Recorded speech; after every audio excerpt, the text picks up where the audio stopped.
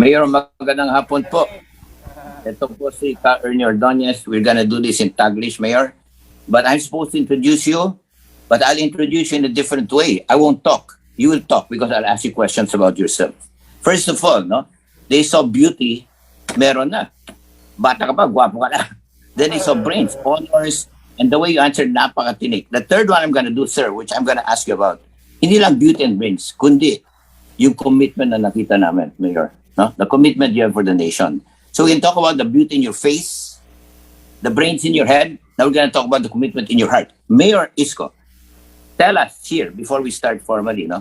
Tell us here, why are you doing this great sacrifice? And more interesting, why is a city slicker like you interested in agriculture? And what do you want to do for agriculture? This is only about 3 minutes. After that, we'll start the interview. We just want to know your heart, sir. What is motivating you to help agriculture? For God's sake, you're a city boy. Why? Why agriculture? As we believe, no? As far as been doing, I think that's as far as what we've been doing since 2 months, and a few months before that, before piling and joining the presidential race. I've been talking to a lot of group of people, sectors in the agri business or involved in agriculture. You know, it seems that I've been learning a lot of things nowadays. But as you all know, I'm a city boy. I grew in a highly urbanized city and comfortably from time to time bumibili lang kami ng isda, gulay, manok, no, kung ano ang available sa market. At wala akong idea at the time on how the importance of agriculture to the security of our nation. Then through some talks and listening tour, talking to leaders of the respective field in the agri product, it seems that the threat to national security, the number one threat to national security is food security. And it was made very clear to any John Does and Mary. Lumiwanag itong threat na ito noong nagkaroon ng pandemya. If I remember it correctly, there was a point, a few weeks of our time in the pandemic na huminto yung Vietnam. Nagkaroon ng tension na if they're going to release their produce to other countries in the middle of pandemic like Philippines.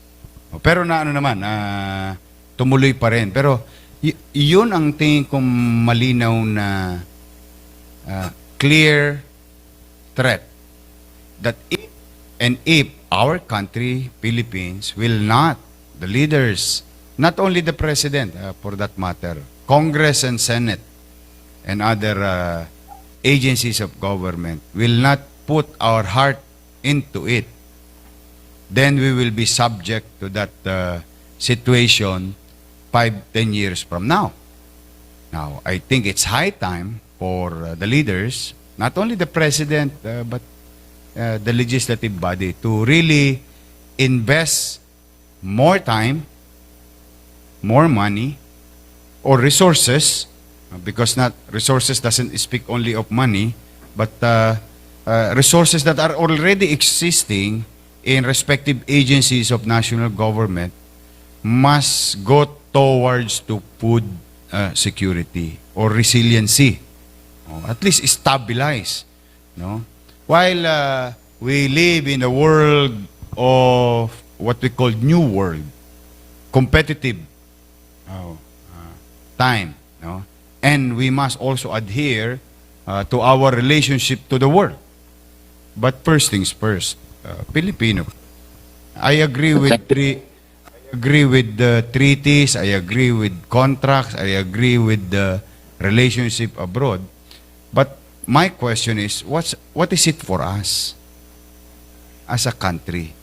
Because nobody can blame us that way if that will be our attitude as leaders or elected officials or government leaders, particularly in this issue of ours or threat to ours.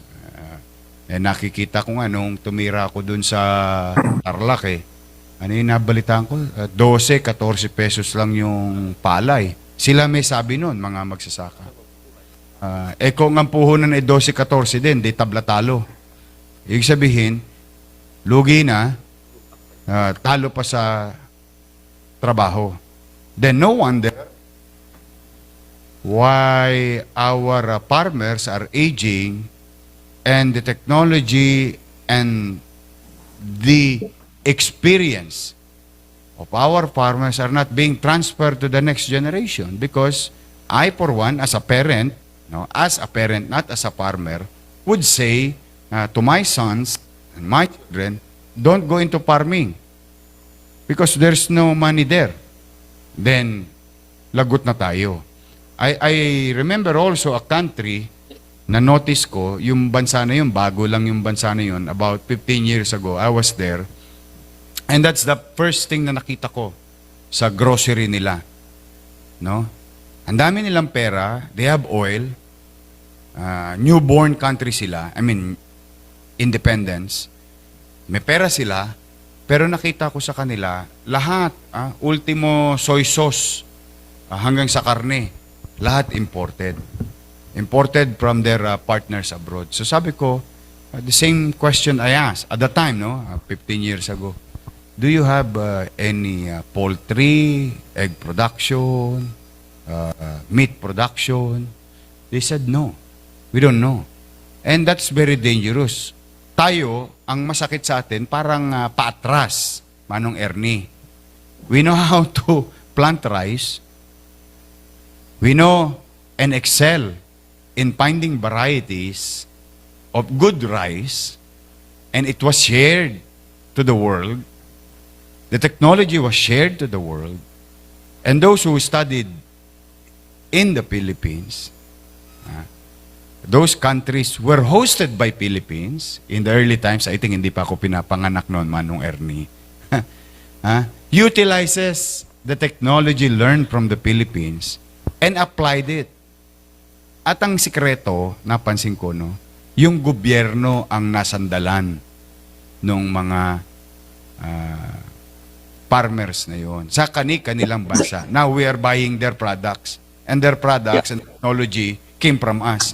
What an irony. So that's why straightforward answer, Manong Ernie, will invest into it. Now, this is now my take. My take is I'm tired of listening to people planning a year on year on year. Na madalas sa hindi, kapaplano pa lang nung last year for that year, next year, dahil may bagong set of Congress o may bagong sets of leaders, iibahin o babawasan pa yung pondo. I think it's high time for us to create a 5 or 10-year funding.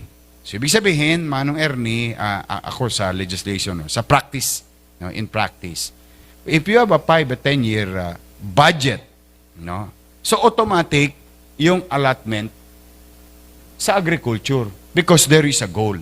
Hindi na siya yung anong gagawin natin ngayon, ilan ang gagawin nating dike, ilan ang gagawin nating patubigan, ilan ang bibilin nating anong tawag doon, yung palay o binhi o mangingisda ba tayo ngayon.